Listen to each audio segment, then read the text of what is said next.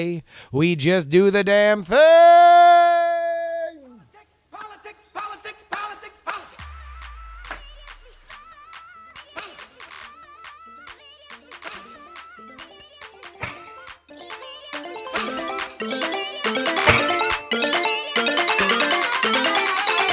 Yes.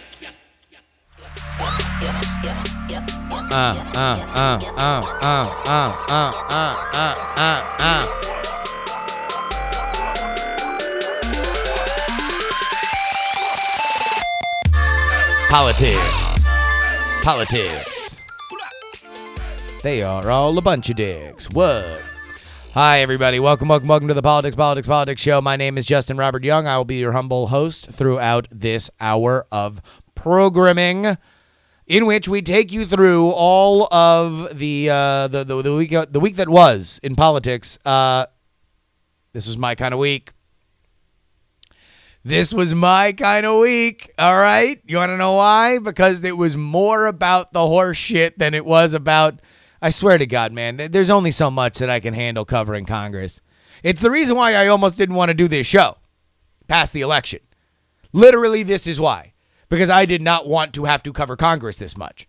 It's just such a drudgery to watch low-stakes, penny-ante nonsense people, not issues. The issues are important. But these people are just, I mean, come on. Who can look at these Congress folks on any aisle, on any stripe, and just be like, you guys are just, press release chasing monitor lizards. You just kind of like make scurry from one point to another and hope that somebody's going to write up what you said. And everybody has all these aides, these 18-year-old aides that are trying to put you on Snapchat. Oh, here's Mitch McConnell's Instagram story. Whatever. Anyway, we don't have to focus on them, although we will talk about politics in the Congress a little bit. We're going to talk about the elections coming up in 2018. Axios had some inside sauce on how Steve Bannon is attempting to tear the GOP apart, Lisa. We're going to get into Donald Trump's war of words with Bob Corker. And that's it for Congress stuff. In other news, we're going to talk more about Catalonia, and we're going to talk about Harvey Weinstein and how he intersects with politics. But we begin with the kind of stuff that I love the most. You're going to go to a million other politics podcasts, folks. You are. You're going to go to a million other politics podcasts, and you're going to get analysis and opinion, right? You're going to get always partisan opinion and analysis, because that's just what happens. And some of it will be focused on the minutia, and some of it will be focused on the big picture. Some of it will be focused on the here and now. But I will say that nobody better than your boy Jerbs will give you unrestrained excitement when I realize that stepping out into center stage of our political arena was none other than Eminem. Now, it wasn't just the fact that Eminem has said something mean about Donald Trump. He's done that before. It's not just that Eminem has interjected himself into the lives of presidents, because he did that with every president except Obama, right? And he went after Clinton for being a hypocrite, went after Bush for everything. But he goes after Trump in a very, very, very, very interesting and pointed way. We are going to play a little bit. This came from the BET Awards. They did a freestyle cipher with Eminem. So it's Eminem ostensibly freestyling, huh? But it's recorded in a real cool way, and they've got like a cool backdrop and what looks to be a parking garage of a bunch of folks looking on with some classic cars in the back. So here we go. Let's get into a little bit of Eminem here. Plus, he gets an enormous reaction when he attacks the NFL, so we focus on that instead of talking Puerto Rico with gun reform for Nevada, all these horrible tragedies, and he's bored and would rather cause a Twitter storm with the Packers. Then says he wants to lower our taxes. Then who's gonna pay for his extravagant trips back and forth with his fam to his golf resorts and his mansions? Same shit that he tormented Hillary for and he slandered, then does it more. From his endorsement of Bannon, support for the Klansmen, tiki torches in hand for the soldier that's blackened, comes home from Iraq and is still told to go back to Africa, fork and a dagger in this racist 94-year-old grandpa who keeps ignoring our past historical deplorable factors. Now if you're a black athlete, you're a spoiled little brat for trying to use your platform or your stature to try to give those a voice who don't have one. He says you're spitting in the face of vets who fought for us, you bastards. Unless you're a POW who's tortured and battered, because to him you're zeros because he don't like his war heroes captured. That is just a portion of it. What is interesting, and here's what I found the most fascinating. He makes a point during the freestyle to call out Donald Trump and say, "You won't touch me. You won't touch me. I will say whatever I want about you, and you will not say shit about me." Now let's pause politics for a little bit and let's understand that this is a checkmate of a career move. There's no way that Eminem loses by him making this step forward. So this is not to say that he's disingenuous. I think he believes everything that he says. But it is also to say that Eminem has made a career from his earliest moments. In fact, there's that great documentary, the Defiant Ones, about Dr. Dre and Jimmy Iovine. And it goes into Eminem meeting Dr. Dre for the first time. And Dr. Dre plays him the beat for Slim Shady. And the first lines that Eminem says, the nucleus, the big bang that would be the legendary career of Eminem, is him saying, "Hey kids, do you like violence? Do you want to see me stick 9-inch nails through each one of my eyelids?" It was a song that was all about calling out pop culture figures. Because whether or not he realized it then, he certainly made a career of it going forward, that as a white rapper, he has a very, very, very unique in. He can channel eye rolling from the rest of the world, but specifically because he's in the hip hop community, Black America, Black universe, I guess, against, the anointed pop figures. And he doesn't have to get into like, oh, only white people get to be famous. But he does get to get the best of both worlds. The pop stars have to react to Eminem in the way that they wouldn't have to react to a, Method Man at the time. Method Man could call out Britney Spears and nobody would care. Method Man's not going to be on top 40 radio. Eminem is. Eminem's going to be on rock radio. Eminem's going to be on top 40 radio. Figure out why Eminem gets to be on those stations and Method Man doesn't necessarily. Or that Eminem's unafraid to do it.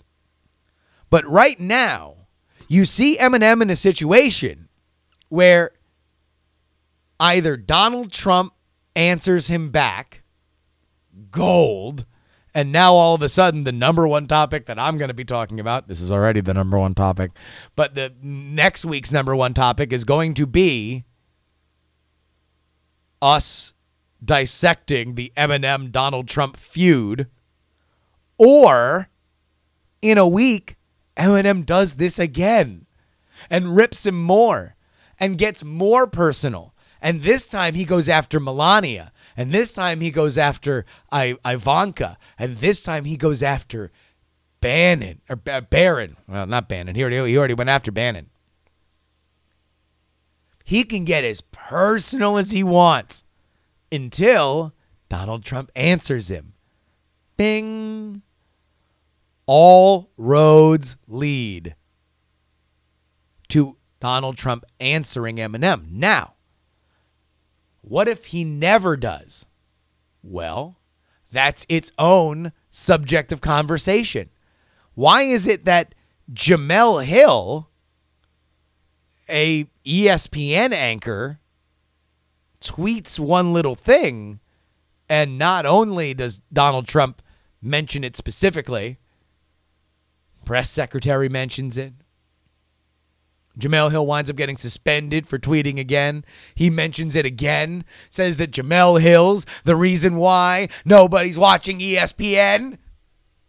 But if Eminem comes out every week and says, listen, I'm going to rip you on the most personal levels, and I will do so with an artistry that commands respect from the black community. It is so lyrically interesting that LeBron James winds up dissecting one of his lyrics. LeBron James, who only fairly recently has kind of decided that he was going to start talking about Donald Trump on Twitter. This is LeBron James. This is King James on Twitter last night. Post this. Racism is the only thing he's this is a line from Eminem in this cipher.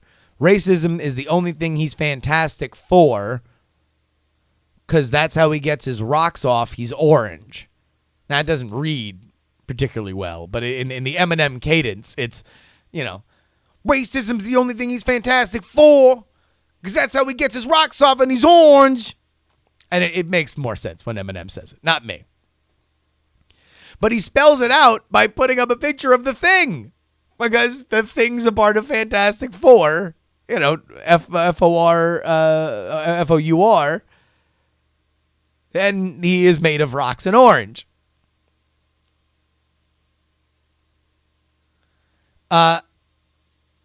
This was amazing. You want to know what else was a 2017 moment for me? The other thing. Oh, people are also pointing out here in the chat room that he literally just did it because he wanted to prove that he could rhyme something with orange. Although I don't think "for" and "orange" rhyme, but that's fine. He's Eminem.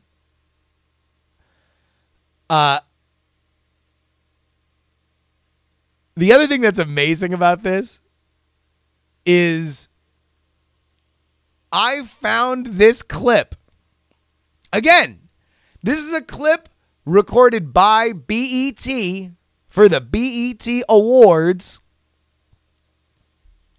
I was on Twitter last night, and I found this clip from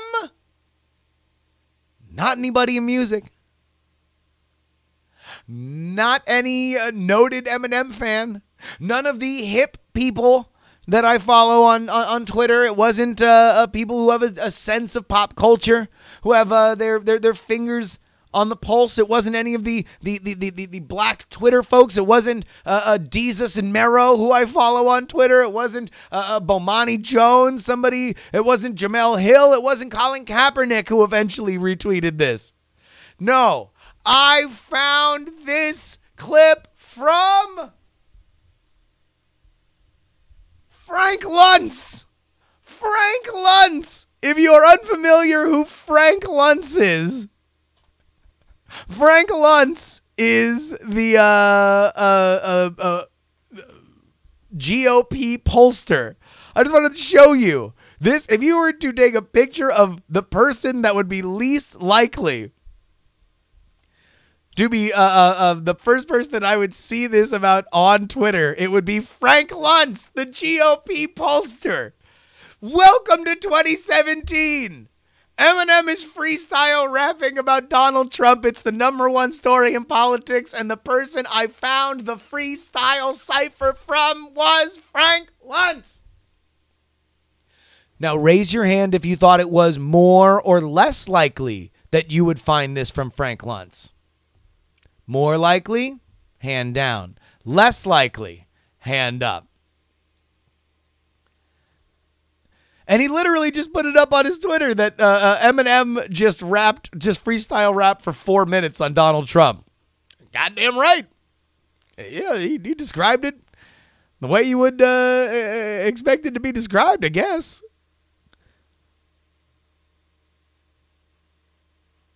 It was amazing. It was amazing. Yeah, here we go. Here's this tweet that I found yesterday. Eminem just freestyled for 4 minutes straight about Donald Trump.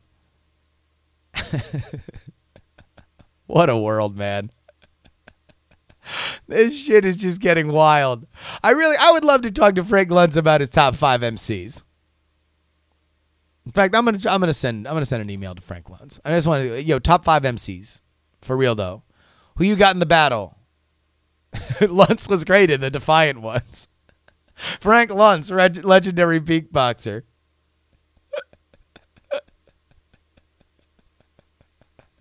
Oh my God. What in the world is happening? By the way, this isn't the first time that Eminem has gone after Trump, although it will probably, for many people, be the first time that they saw him do it. Oh, it also ended. The cipher ends. Well, here, let's just play it. Let's just play. This is Eminem bringing this Huey in for a landing with his cipher that went up last night. Against the wall till it stinks. And any fan of mine who's a supporter of his, I'm drawing in the sand a line. You're either for or against. And if you can't decide who you like more in your split on who you should stand beside, I'll do it for you with this. You. The rest of America, stand up. We love our military and we love our country, but we hate Trump. There you go. Now, I put up on my Facebook page. By the way, we got a new Facebook page. It's an actual Facebook page. It's Justin Robert Young. Let me see what the Facebook thing is. Facebook.com/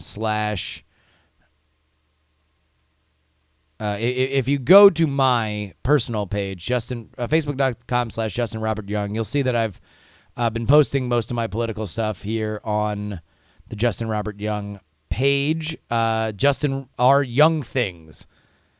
Ugh.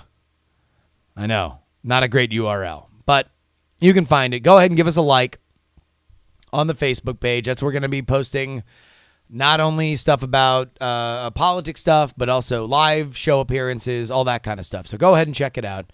You can find it on my page. Just Facebook.com/ Justin Robert Young. You'll see the posts on there will be from the Justin Robert Young official page. It is a white, blue, and it's me giving a thumbs up with a sparkler in my hand. You will know me when you see me. But I don't know where I was going with that. Let's just move on. Let's talk about Steve Bannon. Steve Bannon. Axios. Mike Allen had a great little piece here today. Inside Bannon's plans for a GOP civil war. Effectively, Steve Bannon is planning on challenging all open seats in the 2018 election. All of them. Justin R. Young Thing sounds like a transcript from To Catch a Predator. All right. Fair point. It says here in your email that you were looking for Justin R. Young things.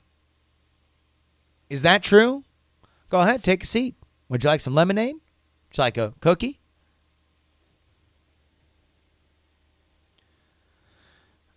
JSC315 in the Twitch chat says that the GOP is already at war with itself. Yeah, and the general on one side is Steve Bannon. So here we go. This is from Mike Allen's story. Bannon vows to support primary challengers against every incumbent Republican senator running for re-election in 2018, with the sole exception of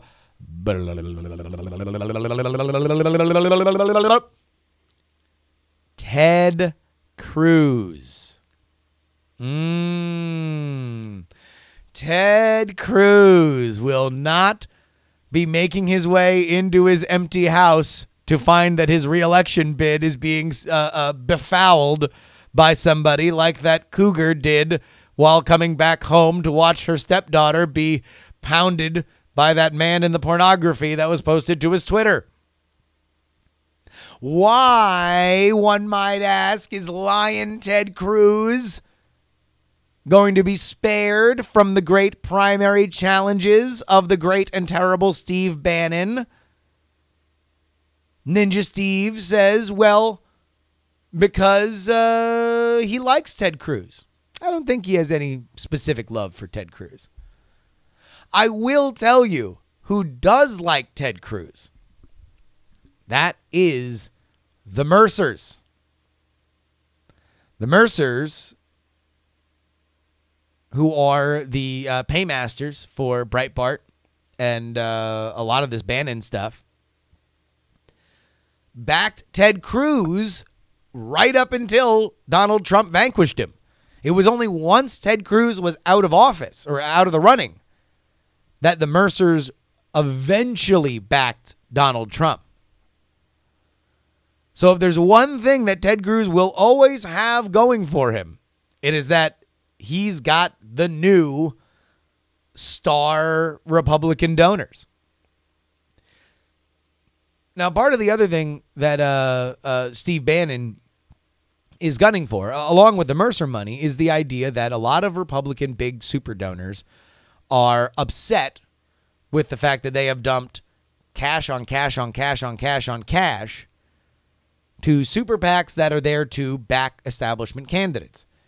Bannon singles out Karl Rove and his Crossroads GSP or GPS, I forget.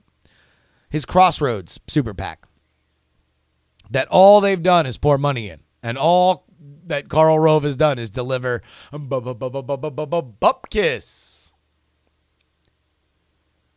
So now, Bannon says, we coming for all your shit.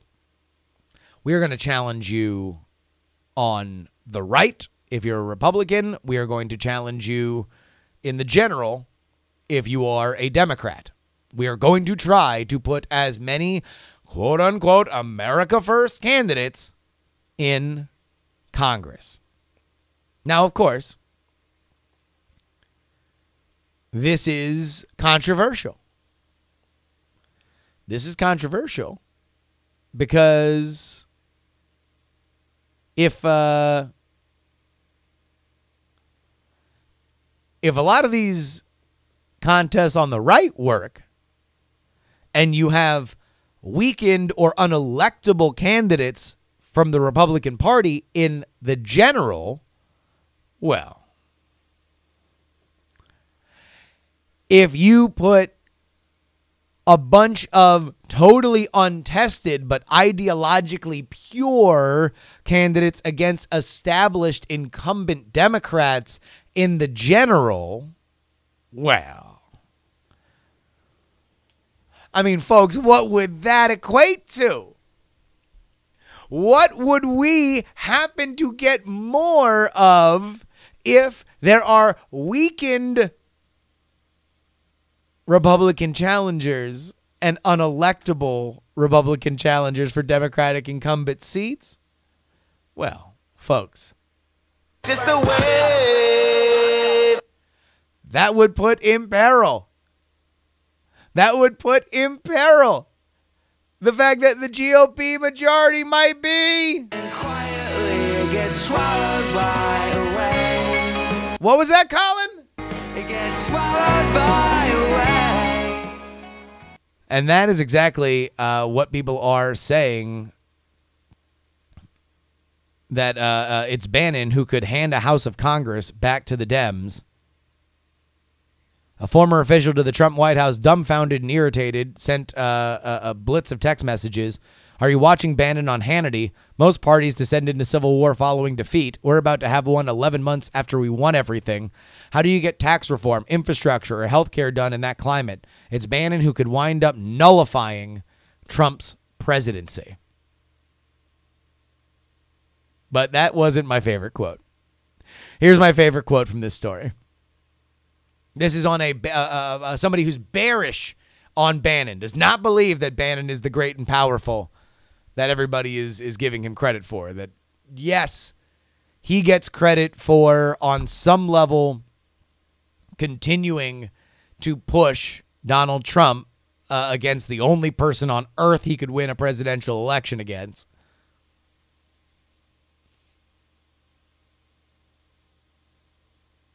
And he won a primary election against a weak Donald Trump backed candidate that was really the establishment candidate in Alabama, where it's easy to win that kind of stuff.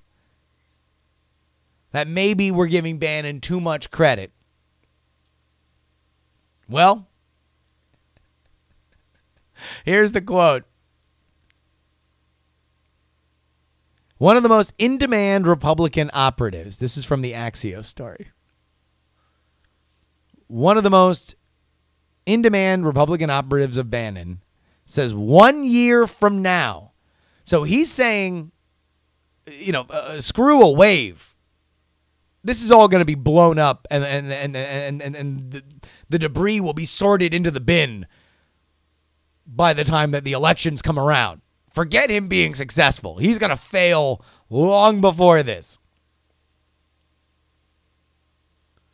1 year from now, everyone is going to reminisce about this in the same way that 90s kids do about Eno Kamoza's Here Comes the Hot Stepper. Oh, remember that song? What the hell happened to him? That's just one song, huh? Now, I don't know if this in-demand Republican operative intentionally mispronounced Eno Kamozi's name as Eno Kamoza. But is Bannon the hot stepper? Murderer. I'm the lyrical gangster. Murderer. Still do it like that. Murderer. From the Ready to Wear soundtrack? Eno Kamozi? Was Donald Trump Bannon's Ready to Wear soundtrack? Oh my God. Oh my God. The one-hit wonder. I think that's a little bit of wishful thinking from the in-demand Republican operative. I think that Bannon is a force to be reckoned with. And whether or not he gets his way and wins a lot of these elections, the fact that he is contesting in them is really all that he needs to do. And he already put Roy Moore into that election. Now, if Roy Moore loses that election, it's a different story. But Steve Bannon's a kingmaker. And what none of these Republican operatives really realize is something that Steve Bannon does realize, that he's a kingmaker not because he's smart, not because he has money, or he's like the portal to Mercer cash. He's a kingmaker because he's got Breitbart. He's a kingmaker because he knows how to get the news out to those that vote. He is a kingmaker because he knows how to get from A to Z in a way that traditional Republican operatives, all operatives, don't. They know the playbook. They know, all right, you get money, you get ads, you make sure you stay on message. Bannon's pitch to all these people that he's going to run in 2018 is not be the perfect candidate. It's just fit in. Steve Bannon is Bill Belichick. He's got the system. He just needs you to shut up and run it. Murderer. Now, meanwhile, who knows whether or not it will matter. Donald Trump has continued to just be Donald Trump, in case anybody was wondering whether or not he would stop.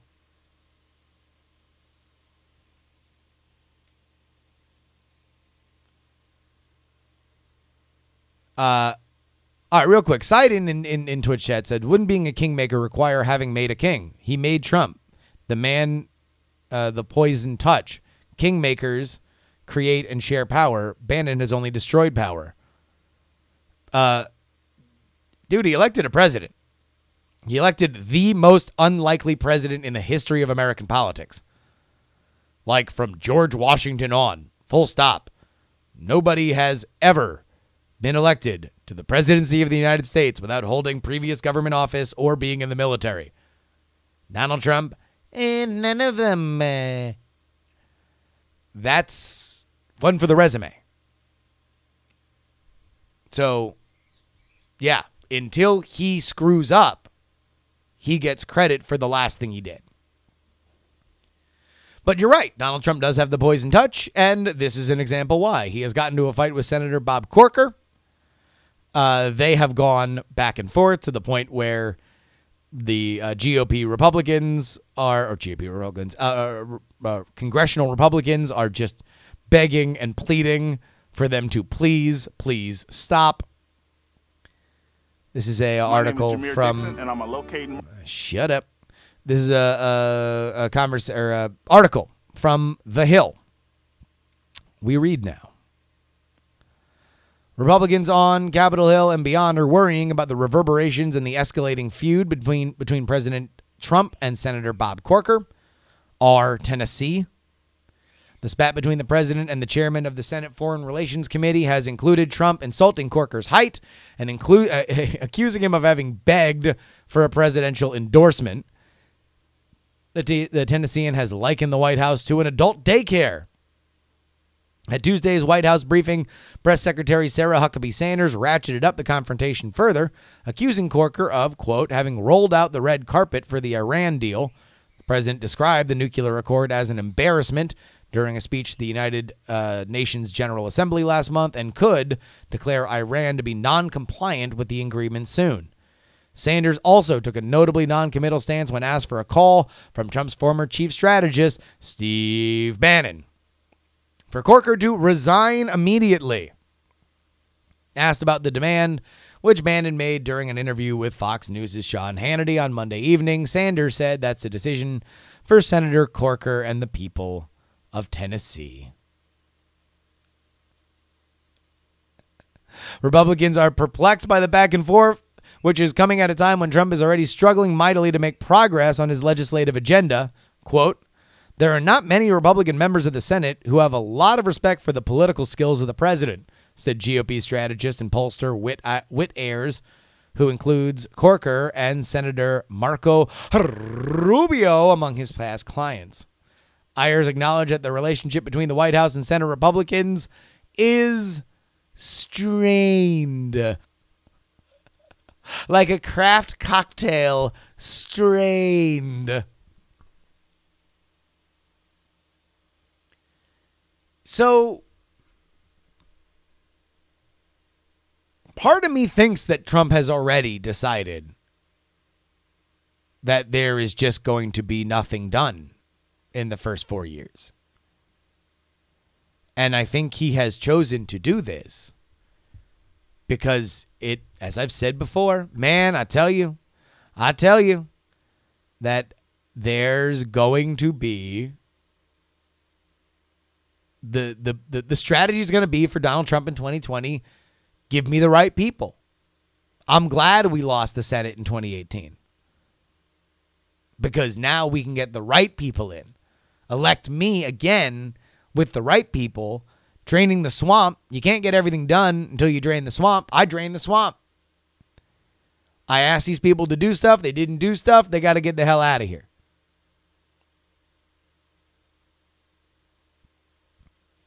Just saying. I mean, I'm just saying. Although, by the way, my prediction on gun control, which you never know if there's some other incident, this could again be in play. But the NRA kind of diffused my prediction on gun control that I made last week, that Donald Trump would be the person to make the deal on gun control. Because the NRA went and said that, the alcohol, I think it was the ATF, should look at restricting bump stocks, which everybody is just going to make the scapegoat for the Vegas shooting. You never know, though. You never know. I'm just saying. Hey, look, that was a Hail Mary of a prediction. We will see. But I think the NRA took the heat out of a hot kitchen with that. Because as soon as they back down on that, then everybody could agree, and nobody really wants to spend a lot of time on gun control. Because the Democrats don't think they can win when they don't have control of the Senate and Congress, and the Republicans do not want to talk about it at all. Ever.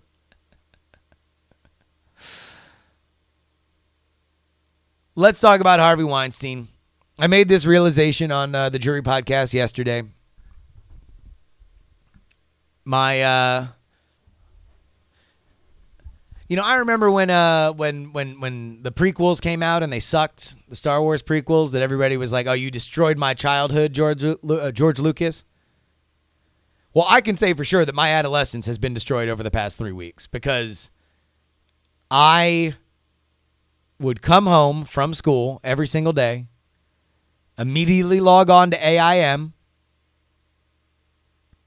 and then go visit ain'titcoolnews.com so I could read about all the cool movies coming out from what I knew as a budding film buff was the coolest, most relevant, awesome studio there was that had all the cool directors, Miramax.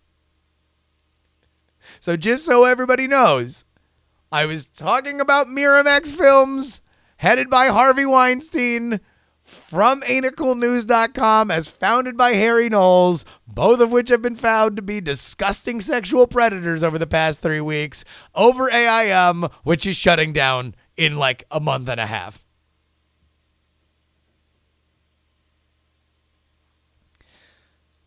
So I talked a little bit about the sexual assault stuff on Jury. You can go listen to that there.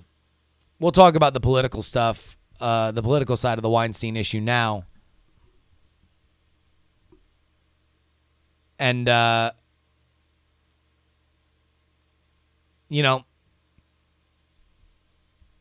it's an ugly one.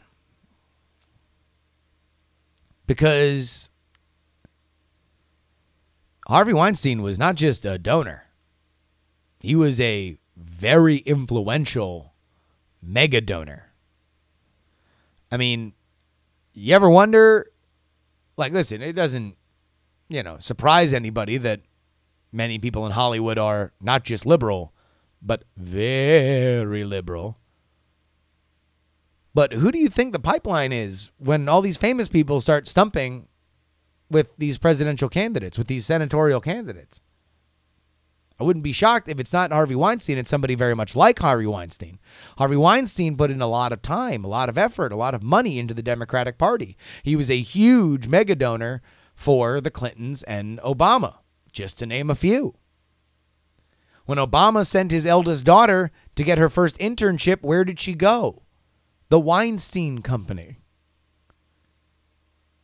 which was the company that Harvey and Bob founded after Miramax was bought by Disney and they left Miramax and Dimension.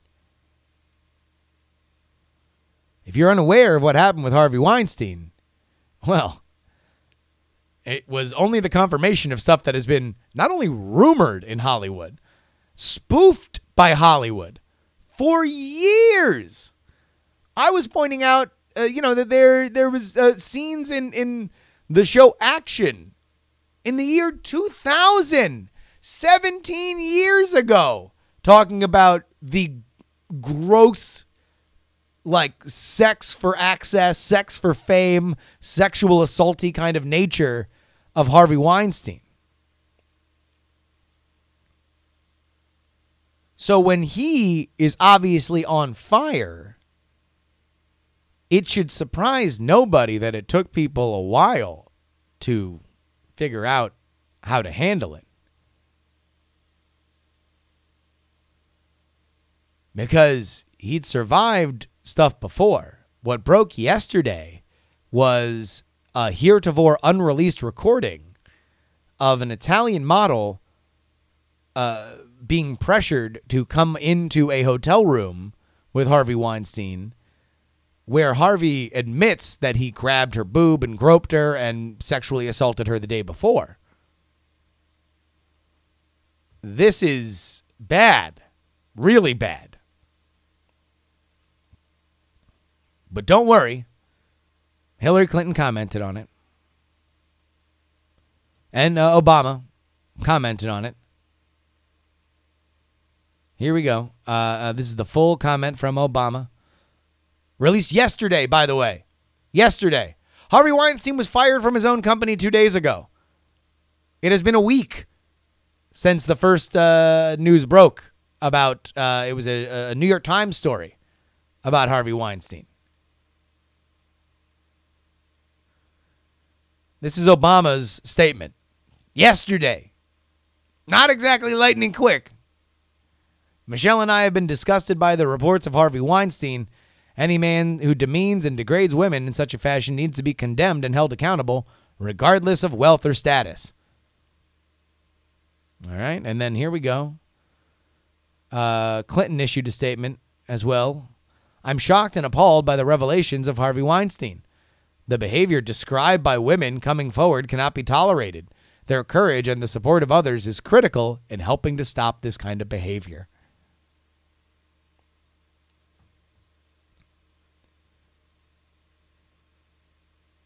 Now here, I just want to point this out. All right. And I'm not necessarily criticizing Obama and the Clintons for character stuff necessarily. I am saying that this is a systemic grossness throughout politics. And here's why. You want another reason why they didn't comment until right now? You want another reason why they didn't? Because it was unclear whether or not he was going to survive. That's why. Because there is another world where Harvey Weinstein isn't so self-destructive and isn't so much of a monster, or has enough pull still to be able to get through this, that they don't want to cut off the money line. They're still going to need, their libraries funded. They're still going to need the pipeline to fame and power and access. Like, this is not about personal morals. This is about the subjugation of personal morals, so you might continue to advance a political career even when both of them have no further office to seek, unless Michelle's going to run. There's nothing to lose except for them to also be power brokers as a way to get to Harvey Weinstein. So now Harvey Weinstein's done. He doesn't think he's done, but he's done. He's off on a jet plane to Europe so he can go to sex addiction clinic, which God knows what that is. But, the rumor from inside the Harvey Weinstein camp is like, yeah, he understands he's got to go, but he hopes he's able to let this cool down and then come back into the movie business with some fresh ideas.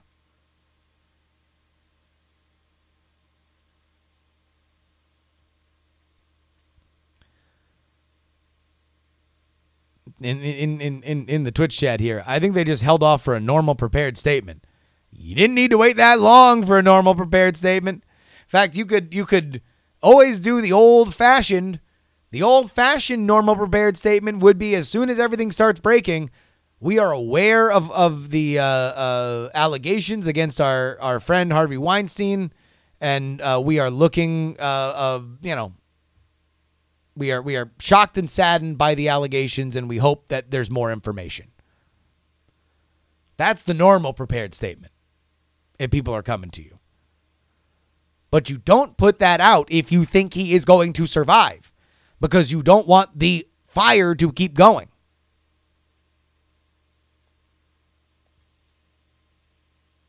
And by the way, this is only unique because this is on the Democratic side this time. This happens all the time on the Republican side. And God forbid someone gets into Steve Bannon's emails and starts, or the Mercer's emails, or somebody figures out some nasty shit that happens at that Mercer costume party. You're going to see all these politicians on the right be just as tiptoey as they were on the left with Harvey Weinstein. But again, here's what I do find weird. I just find this weird, all right? I find it weird that we can't look at these things and say that both are wrong. I find it really weird that with the Harvey Weinstein, everyone's like, but Trump. Okay, yeah, but Trump. Why can't we also focus on Harvey Weinstein? And it's the same thing on the other side. Everybody wants to make it, oh, but Obama, but Clinton. Why can't we just talk about this? Why? I mean, like, to be honest, this is the kind of stuff that permits this kind of abuse. Because Harvey Weinstein tried to save his own skin last week when his first prepared statement was, hey, look, I'm going to take a leave of absence, but I'm going to take down Donald Trump. I'm going to take down the NRA. He tried to hide behind the butt Trump, the butt NRA. That is a serial sexual assault predator exploiting political headwinds so you don't pay attention to him, you pay attention to somebody else. That's something I find weird and gross. I think we can focus on both. I think that we can take a look in all due time and have very, very reasonable, principled, moral opinions on all of these things. I don't think it has to be zero sum, and I think that those who make it zero sum are either intentionally or unintentionally hiding awful behavior.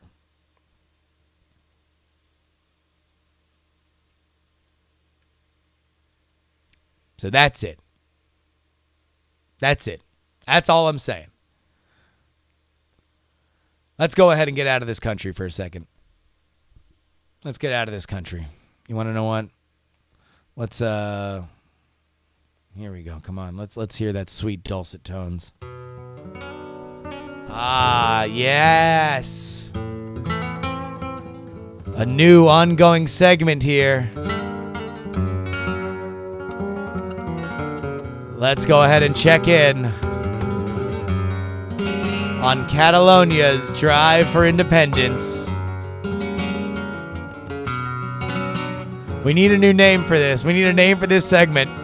Somebody in the chat. Let's see if we can get a name for this segment by the time that we're done. Ah, shit, you're right. We might have to Perone the next time we do it. Here we go. This is from the BBC. Catalonia. Spain is taking a direct step toward direct rule. We read now from the story by apparently a Fool reporter. Spain's prime minister has put Catalonia on notice that it could impose direct rule on the region. Mariano Rajoy said his government asked the regional government to clarify whether or not it had declared independence. The move is the first step towards suspending Catalonia's autonomy under the Constitution. Catalan leaders signed a declaration of independence on Tuesday, but halted implementation to allow for talks.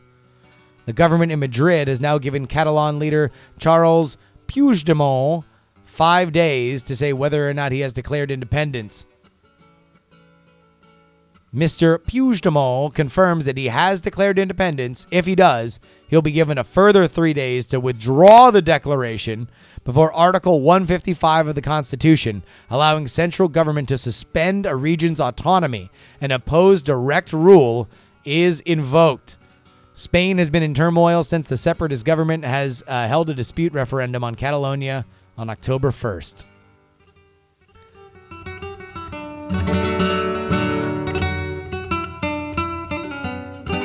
Mr. Rajoy accused Mr. Puigdemont of having created deliberate confusion and said he wanted to restore certainty.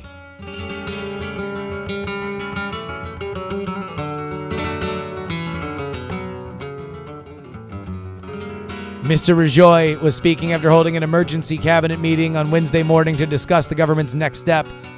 Speaking later in Parliament, Mr. Rajoy said Spain was facing the most serious threat to its 40-year-old democracy.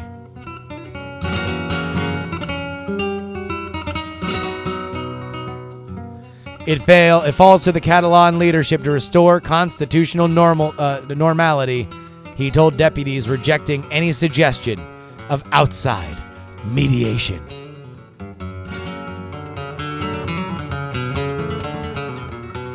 And that takes us to the end of our segment that I am interimly naming Catalonia. There we go. All right, enough of that. I'll tell you what. Let's go ahead and get back to America real quick. Let's get back to America. Hold on. Let's go ahead. Let's go ahead and maybe we can check something out here. It's a little tense out there in Spain. It's a little tense there, you know. Maybe we can relax a little bit. Yeah. Maybe that.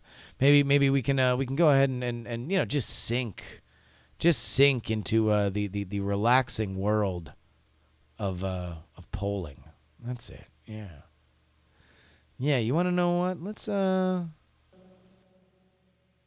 go ahead and check this out, because, ladies and gentlemen, please get into this rented limo, because we are taking data beyond the velvet rope and letting loose the carnal pleasure of surveys. Spritz that axe from the bathroom attendant and break that $60 into ones. Pay attention to the demographic shifts, because this is the PX3. Get on the floor if you got that booty.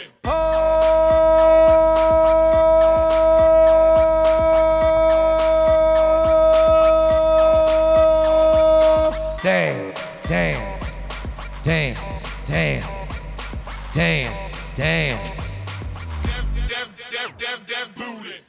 This is a Economist YouGov generic ballot congressional poll taken from October 7th to October 10th with 1,278 registered voters. Please welcome first to the stage. They're the party in control of both houses of Congress. They're asking you to ride that donkey one more time. Come on up with 33% of the vote. Let's get a big round of applause for the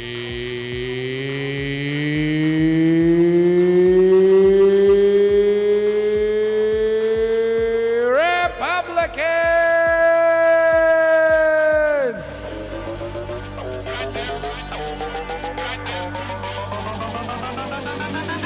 Get on the floor if you got that booty. But please, get that cash together. I want to see you slinging them bills. I want to see you make it rain for your headliner. With 40% of the vote, we have the opposition party, the ones hoping for the wave. It's 40% for the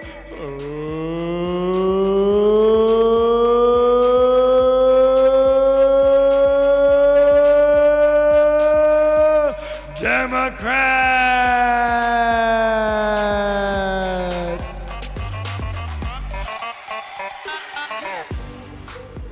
That is the Democrats with a 7-point spread in a generic ballot for Congress.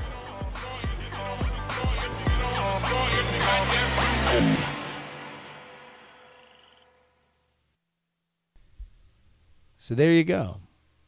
There you go.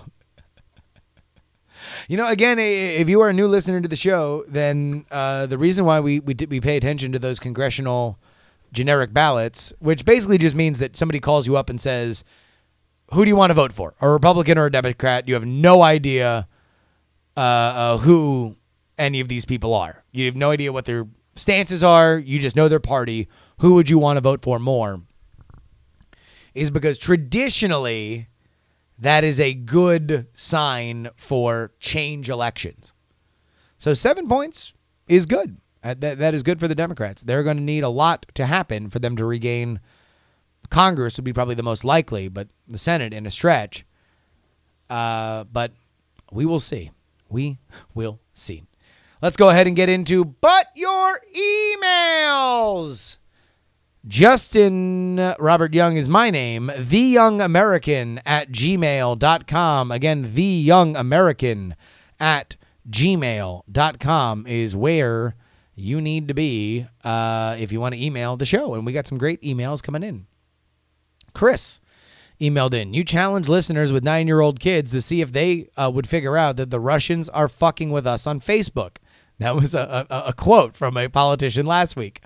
As a Nebraskan, the Republican National Committeeman J.L. Spray indicated.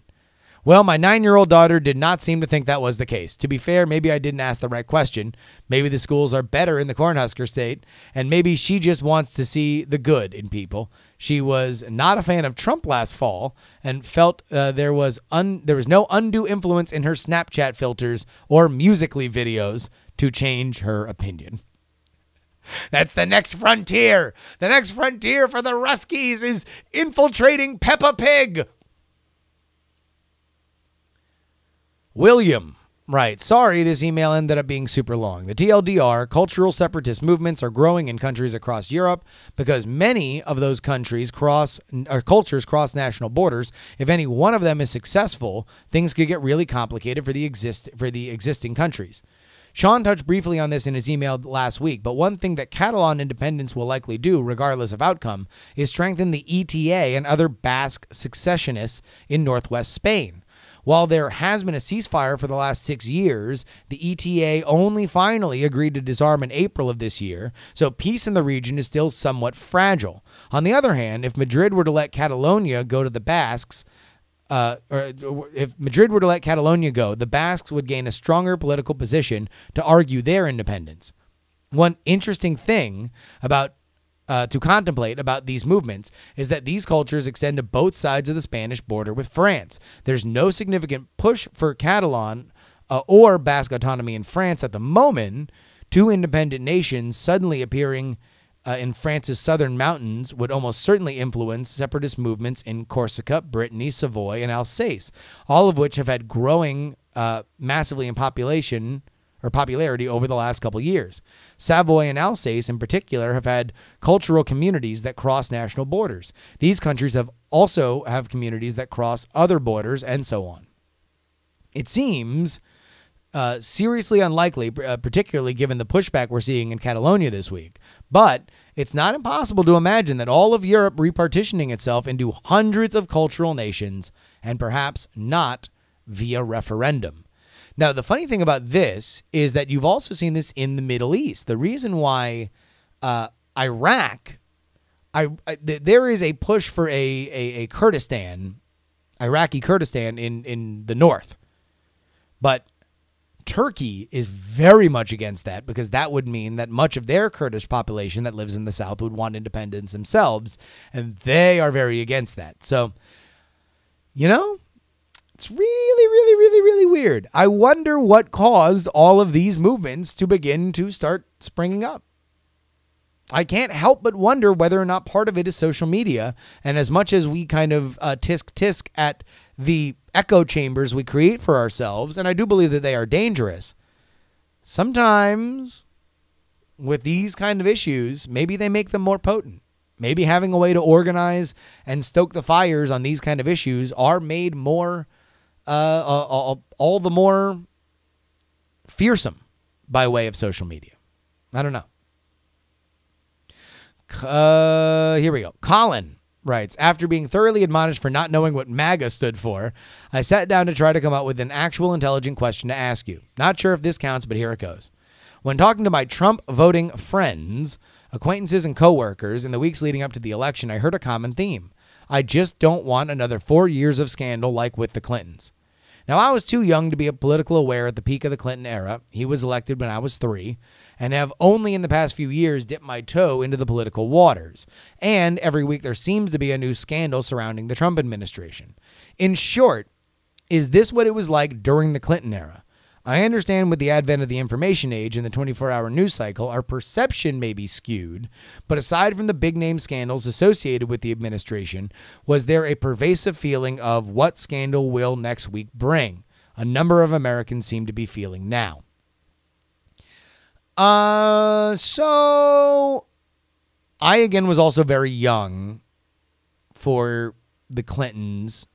I really kind of became politically aware during the Clinton administration.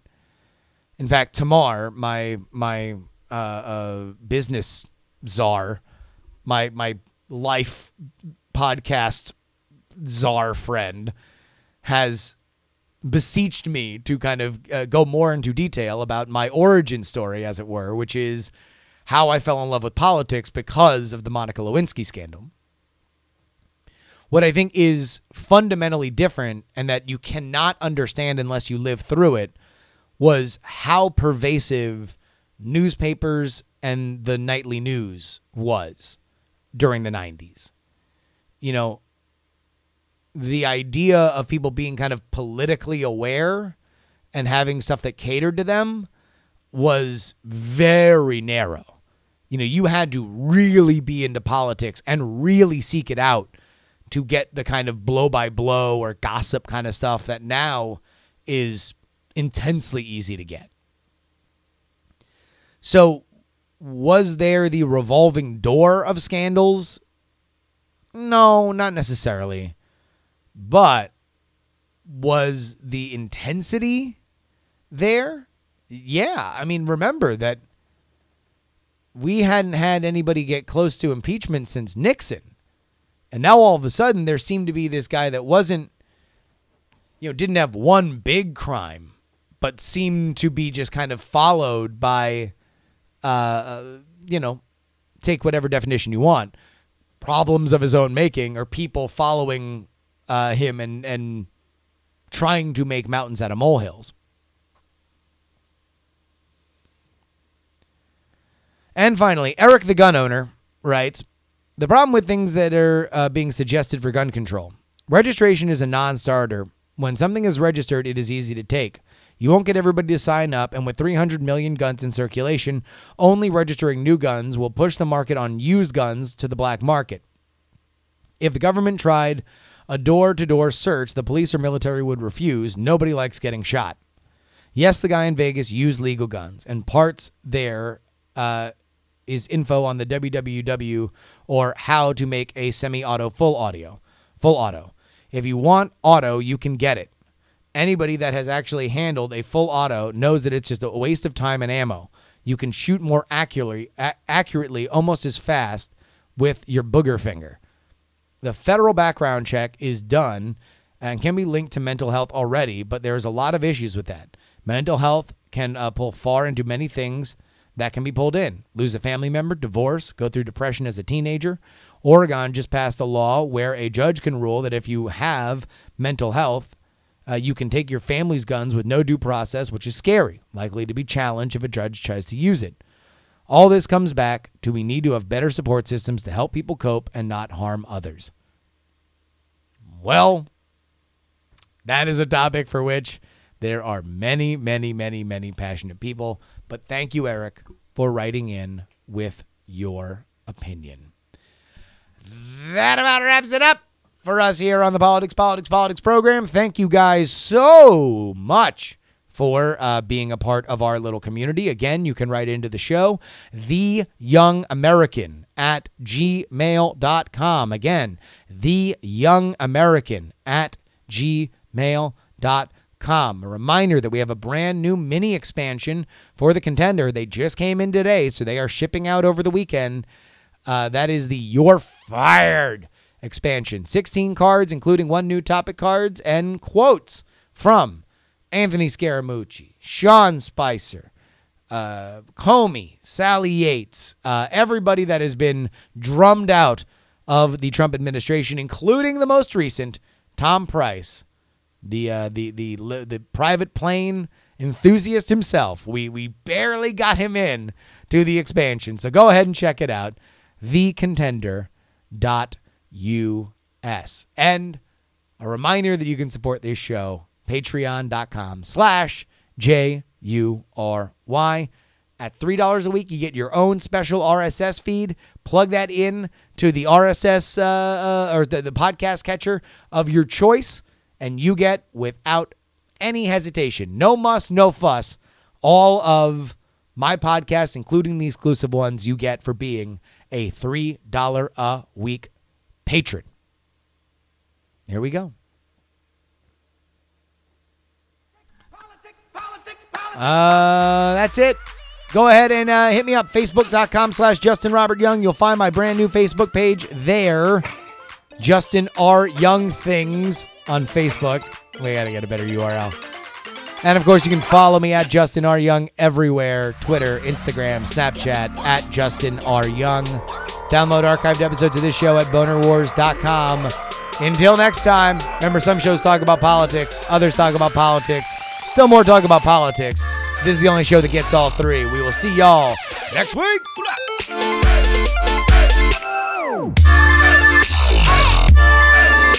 Diamond Club hopes you have enjoyed this program.